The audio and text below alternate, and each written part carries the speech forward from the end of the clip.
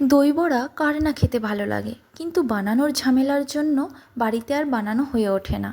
কিন্তু যদি এই পদ্ধতি ফলো করে আপনারা বানান, তাহলে অতি সহজেই বাড়িতে দোকানের থেকেও খেতে হবে টেস্টি আর নরম তুলতুলে বানিয়ে নিতে পারবেন।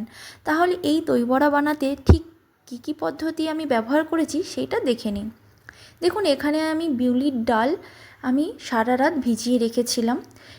আপনারা 7 থেকে 8 ঘন্টাও এই ডালটা ভিজিয়ে রাখতে পারেন। এইবার আমি বিউলির ডালটা পেস্ট করে নেব। সেই জন্য এখানে একটা মিক্সি জারের মধ্যে বিউলির ডালটা নিয়ে নিচ্ছি। বিউলির ডালটা আমি খুব ভালোভাবে জল দিয়ে ধুয়ে পরিষ্কার করেই ভিজিয়ে রেখেছিলাম। এরপর মিক্সি জারের মধ্যে অল্প একটু জল অ্যাড করে দিলাম, দিয়ে ঢাকনা দিয়ে আমি একটা ক্রিমের মতো পেস্ট বানিয়ে নেব। দেখুন, এখানে পেস্টটা বানিয়ে নিয়েছি, একদম ক্রিমের মতন বানানো হয়েছে। পেস্টটা দেখে নিন একবার, আমি আপনাদেরকে চামচ দিয়ে তুলে দেখিয়ে দিচ্ছি। দেখুন, একদম খুব সুন্দরভাবে পেস্টটা তৈরি হয়ে গেছে। এইবার আমি একটা পাত্রের মধ্যে ডালের পেস্টটা ঢেলে নেব।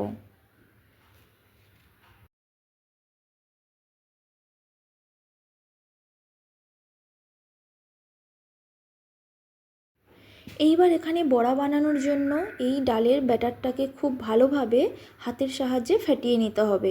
এই কাজটা অতি অবশ্যই একটু সময় নিয়ে ধৈর্য ধরেই করতে হবে, তাহলে এতে কি হবে, ডালের বড়াটা খুব সুন্দর নরম তুলতুলে হয়ে উঠবে।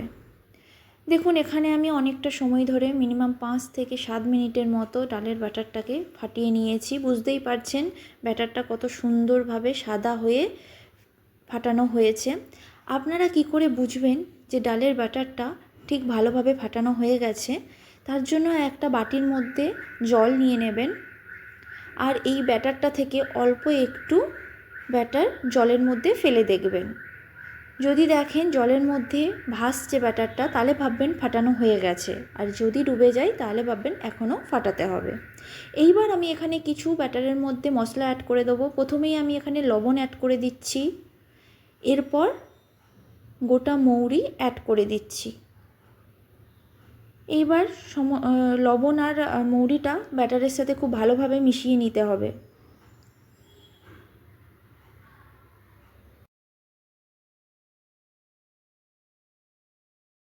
সমস্ত উপকরণগুলো ডালের ব্যাটারের সাথে খুব ভালোভাবে মিশিয়ে নিয়েছি। এইবার আমি বড়াগুলো ভেজে নেব। তার জন্য এখানে গ্যাসের ফ্লেম অন করে আমি কড়াই বসিয়ে দিয়েছি, আর কড়াইয়ের মধ্যে বেশ খানিকটা রিফাইন্ড অয়েল অ্যাড করে দিলাম। অয়েলটা যখন একটু মিডিয়াম গরম হবে, খুব বেশি গরম প্রয়োজন নেই, একটু মিডিয়াম যখন গরম হবে তখন বড়াগুলো একে একে অয়েলের মধ্যে ছেড়ে দেবেন।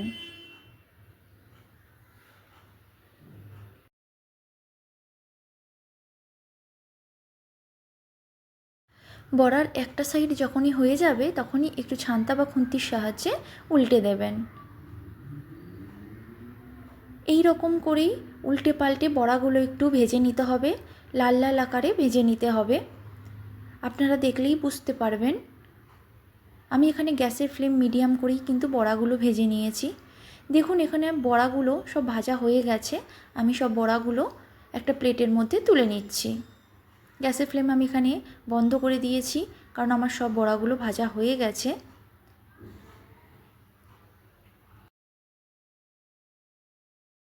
দেখুন, এখানে সব বড়াগুলো ভাজা হয়ে গেছে। বড়াগুলো কতটা নরম ও সফট হয়েছে আপনাদেরকে দেখাচ্ছি। দেখুন, বড়ার ভেতরে কতটা জালিদার ভাব হয়েছে।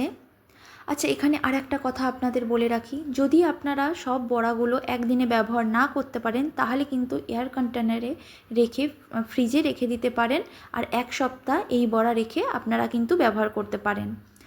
এরপর এখানে দেখুন, একটা বড় বাউলের মধ্যে আমি বেশ খানিকটা জল নিয়ে নিচ্ছি। এর মধ্যে অল্প একটু লবণ আর 1 চামচের মতো চিনি অ্যাড করে দিলাম। লবণ আর চিনিটা জলের মধ্যে খুব ভালোভাবে মিশিয়ে নিতে হবে।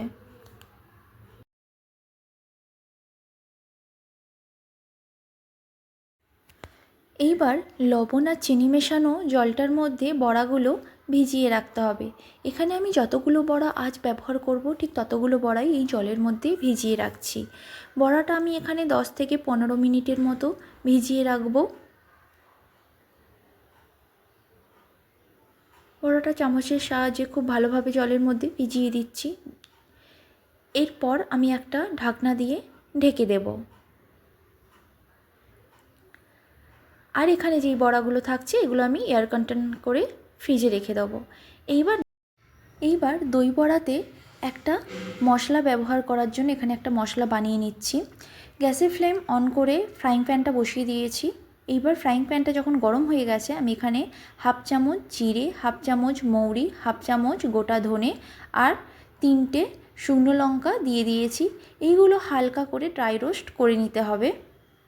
যখনই মশলাগুলো খুব ভালোভাবে ভাজা হয়ে যাবে এইগুলো গুঁড়ো করে নিতে হবে। এইবার আমি এখানে একটা গ্রিন চাটনি বানিয়ে নেব দই বড়ার জন্য। তার জন্য আমি একটা মিক্সি জারের মধ্যে বেশ খানিকটা ধনেপাতা, 2টো কাঁচা লঙ্কা, 1 ইঞ্চি আদা ও 4টে রসুন কোয়া দিয়ে দিলাম। এরপর হাফ চামচ লবণ ও স্বাদের জন্য 1 চামচের মতো চিনি অ্যাড করে দিলাম। এরপর এখানে 1 চামচের মতো টক দই অ্যাড করে দিলাম। এরপর অল্প একটু জল অ্যাড করে দিয়ে ঢাকনা দিয়ে ঢেকে এটা একটা পেস্ট বানিয়ে নিতে হবে। দেখুন এখানে আমি গ্রিন চাটনিটা বানিয়ে নিয়েছি। এবার একটা পাত্রের মধ্যে এটা ঢেলে নেব। এরপর আমি এখানে তেঁতুলের চাটনিটাও বানিয়ে নেব। এরপর এখানে আমি বেশ খানিকটা তেঁতুল নিয়ে নিয়েছি। এখানে আমি পাকা তেঁতুল নিয়ে নিয়েছি একটা বাটির মধ্যে। এরপর গরম জল দিয়ে এটা 10 মিনিটের মতো একটু ভিজিয়ে রাখবো। যখনই একটু দেখবেন তেঁতুলটা খুব ভালোভাবে ভিজে গেছে, হাতের সাহায্যে খুব ভালোভাবে চটকে এর পাল্পটা বের করে নিতে হবে।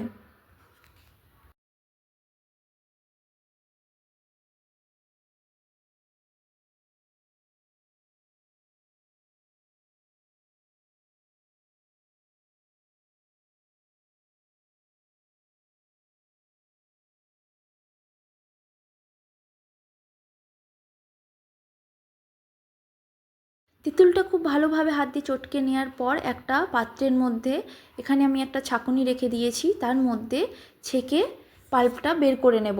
আপনারা এটা কিন্তু কাপড়ের সাহায্যেও করতে পারেন। এরপর এখানে আমি খুব ভালোভাবে ছাঁকুনির সাহায্যে ছেঁকে পাল্পটা বের করে নিচ্ছি।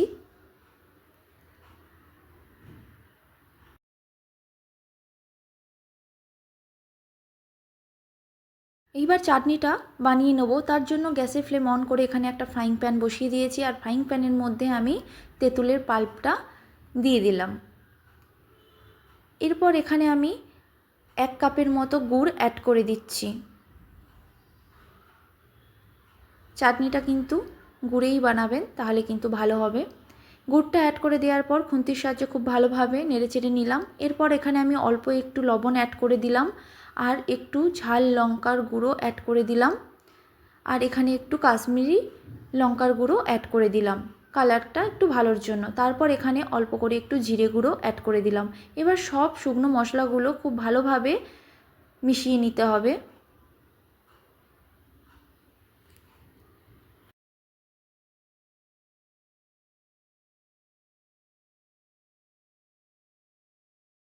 এইবার তেঁতুলের পাল্পটা হাই ফ্লেমে খুব ভালোভাবে ফুটোতে হবে আর মাঝে মাঝে অতি অবশ্যই করে একটু চামচের সাহায্যে নাড়াচাড়া করে নেবেন। যখনই দেখবেন চাটনিটা এরকম গাঢ় হয়ে গেছে, এখানে 1 চামচের মতো মৌরি গুঁড়ো আমি অ্যাড করে দিলাম। এইবার খুব ভালোভাবে নেড়ে চেড়ে নিতে হবে। এখানে আমি এখনও 1 থেকে 2 মিনিটের মতো একটু ফুটিয়ে নেব। আর যখনই দেখবেন চাটনিটা খুব গাঢ় হয়ে গেছে, একটা চামচ দিয়ে তুলে দেখবেন, চামচের গায়ে যদি দেখেন লেগে যাচ্ছে তাহলে বুঝবেন চাটনিটা হয়ে গেছে। দেখুন এখানে কিন্তু আমার চাটনিটা কমপ্লিট হয়ে গেছে। এবার আমি একটা পাত্রের মধ্যে ওটা নামিয়ে নেব।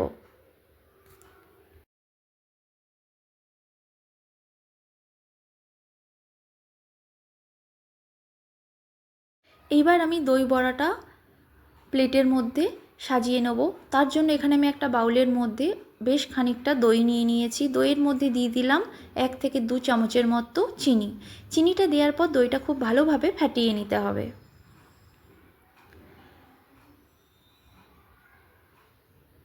এরপর এখানে আমি যেই দই বড়াগুলো ভিজিয়ে রেখেছিলাম সেইগুলো হাতের সাহায্যে হালকা হালকা করে চেপে জলটা বের করে দইয়ের মধ্যে সব দিয়ে দিতে হবে।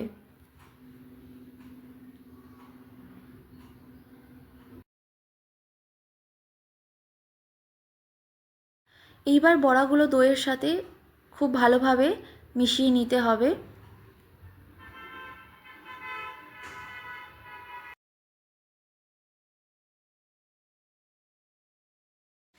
এরপর দই বড়াটা একটা প্লেটের মধ্যে সাজিয়ে নেব।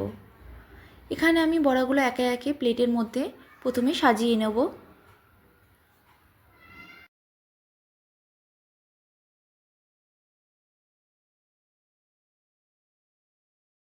এরপর বাদবাকি দইটা বড়াগুলোর ওপর দিয়ে দেব।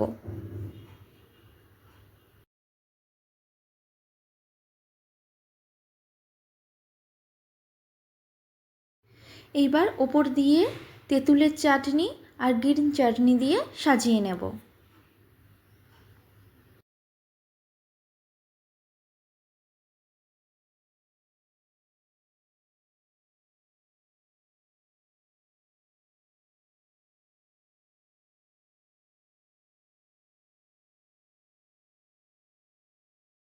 এবার যে মশলাটা ভেজে গুঁড়ো করে রেখেছিলাম সেই মশলাটা ওপর দিয়ে একটু করে ছড়িয়ে দিতে হবে। এরপর ওপর দিয়ে একটু ঝুরি ভাজা ছড়িয়ে দেব।